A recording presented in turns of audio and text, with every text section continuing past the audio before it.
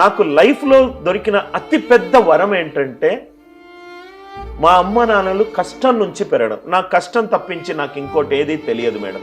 21 years వరకు ఆ కష్టంలో పెరిగాను కాబట్టే ఇప్పుడు నాకు ప్రతి ఒక్కదాని విలువ తెలుస్తుంది. నేను లైఫ్లో ఎన్ని జన్మలు ఉన్నా కానీ అనిల్ నాయర్ అనే ఐడెంటిటీ నాకు వద్దు మేడం.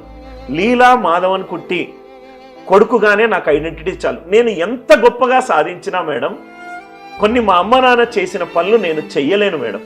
అది నేను ఎన్ని జన్మలెత్తినా చెయ్యలేను.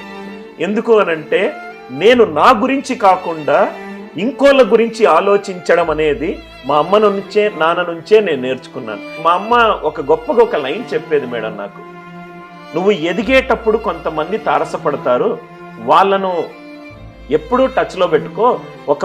ఎదిగిన తర్వాత కింద పడతావు, ఆ టచ్లో పెట్టుకొని వాళ్ళకి సహాయం చేశారు కదా, వాళ్ళే నిన్ను పట్టుకుంటారు, మళ్ళీ పైకి వెళ్ళడానికి దూరపడతారు. ఏ ఒక్క మనిషిని నీ రిలేషన్షిప్స్లో రైట్ హంబుల్గా ఉండండి, రైట్ అందరితో కలుపుకోడు ఉండండి అని చెప్పి. So moral of the story, ఎన్ని జన్మలు ఎత్తినా మేడం, లీలా మాధవన్ రెండో కొడుకే అనిల్ నాయర్ మేడం. అనిల్ నాయర్ తల్లిదండ్రులు లీలా మాధవన్ ఎప్పుడూ కావద్దు.